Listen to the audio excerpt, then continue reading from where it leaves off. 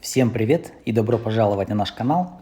В одном из наших прошлых видео мы обещали вам рассказать, как нужно правильно и быстро разжигать камин с минимальным количеством дыма и чтобы ваше каминное стекло оставалось всегда чистым. Ответ на этот вопрос, как правильно растопить камин, не такой уж простой, как может показаться на первый взгляд. Все мы в детстве разжигали огонь, печь или баню.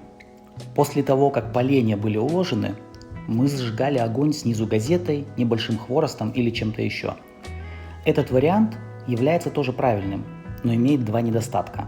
Очень много дыма и быстрое сгорание древесины. Вот почему такой вариант не подходит для панорамного камина, например, как у нас. И сразу после первого использования ваше стекло будет выглядеть именно так, как на этих фотографиях. Согласитесь, это выглядит совсем не так красиво, как в рекламе или в магазине. Но на этом закончим с теорией и перейдем к практике. Какое дерево лучше всего подходит для вашего камина? Например, мы выбираем буковую древесину. Она имеет относительно высокую температуру воспламенения, горит очень долго и дает красивый отблеск.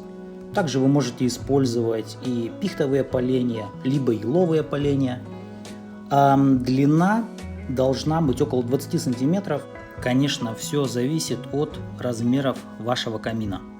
Как вы видите, я уже приступил к укладке поленьев. На самый низ мы кладем самые большие поленья и стараемся это делать таким образом, чтобы расстояние между дровами, между поленьями было минимальным. То есть они должны плотно прилегать друг к другу.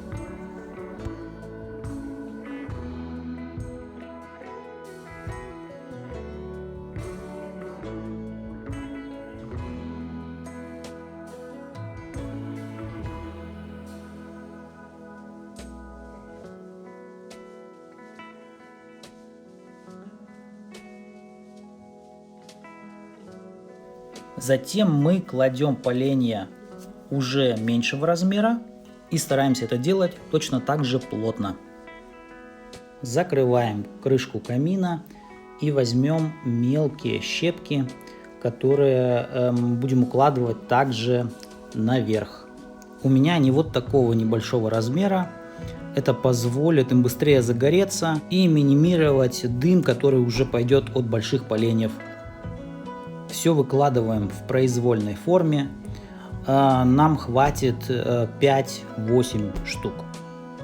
Очень важно, чтобы они не упали вниз. Если это произойдет, то пламя будет распространяться не сверху вниз, как нам нужно, а снизу вверх. И в заключение кладем на самый верх специальные роллы для розжига каминов. Я, кстати, также использую их и для мангала, для углей, для шашлыка. Они не издают никакого запаха, и я ими очень доволен.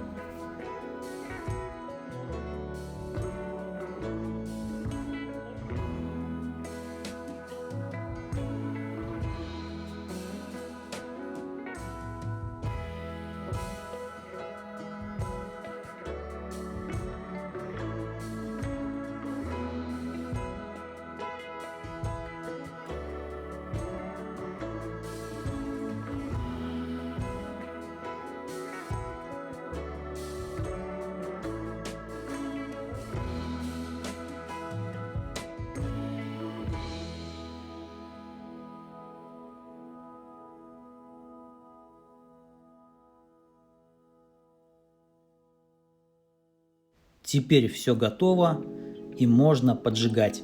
Делаем это, как я уже говорил, исключительно сверху, и наше пламя будет распространяться постепенно сверху вниз. Роллы, как вы видите, загораются очень быстро, и мы можем закрывать нашу топку.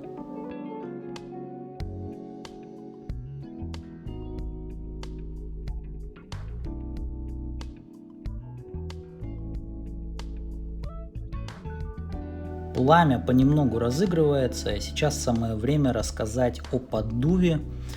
У нашего камина их два, как вы можете видеть, слева и справа. Первичный поддув слева и вторичный справа. У них есть несколько положений. Влево это они оба закрытые, вправо полностью открытые. Вначале я вам советую открывать на полную, либо у вас один поддув, либо два. Открываете их на полную, и примерно когда ваше пламя доберется до середины или почти до середины, вы можете немного прикрыть вторичный поддув, а первичный поддув оставить. И когда ваше пламя уже полностью разгорелось, когда взялись уже также большие поленья, тогда можно немного прикрыть наполовину и первый поддув. Здесь уже каждый решает для себя сам. Хотите, чтобы ваше пламя дольше горело, можете прикрыть почти полностью, когда все разгорится. Хотите, чтобы огонь был более яркий, более глубокий и большой, вы можете их также оставить открытыми, но тогда прогорит у вас все намного быстрее. На этом этапе уже хорошо видно, что пламя потихоньку добирается до больших полений, и как вы можете наблюдать, дыма практически нет. Частой причиной образования дыма, а потом и сажи на стекле, является слишком низкая температура горения. И здесь главную роль играет подача воздуха, как я уже говорил, чтобы обе ваши заслонки, оба ваших поддува были открыты. И, конечно же, поджиг вашего камина, ваших дров именно сверху. Если все эти правила соблюдены, то тогда ваше стекло будет выглядеть примерно так же, как у меня, то есть будет оставаться практически абсолютно чистым.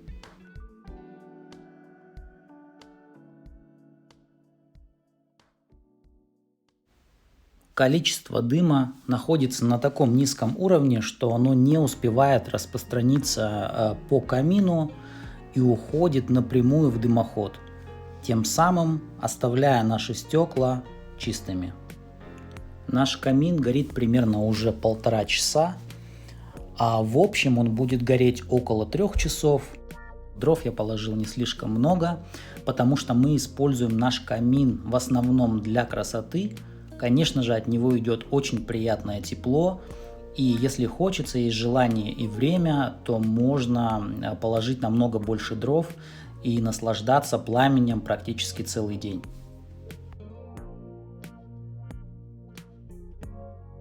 По мере надобности вы всегда можете прибавить либо убавить ваш поддув.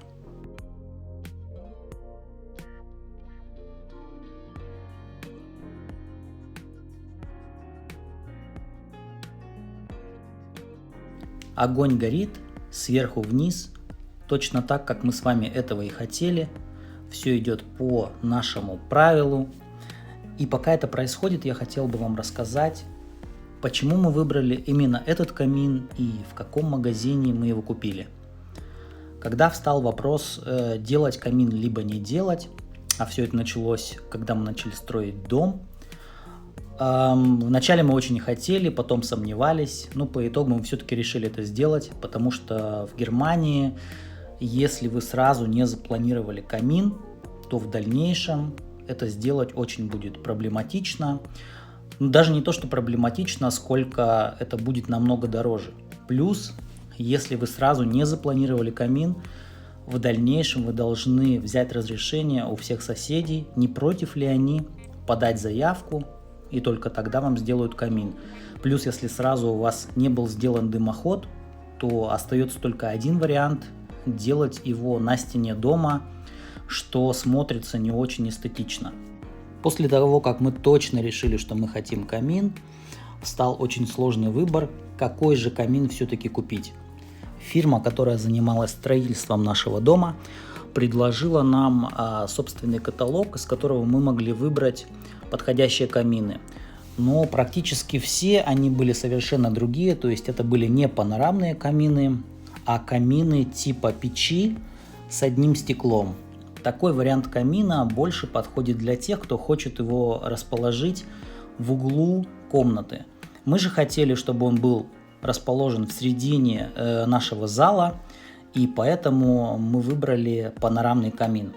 Конечно же, панорамный камин стоит намного дороже, но поверьте, когда вы его поставите и будете его обязательно правильно разжигать, то поймете, что деньги вы потратили не напрасно. Мы заказали камин от фирмы Харк. Эта фирма находится в городе Франкфурт на Майне. Ребята сделали все очень профессионально и быстро, поэтому могу только посоветовать. А вам я желаю чистых каминных стекол, без сажи и дыма. Подписывайтесь на наш канал, будет еще много интересного.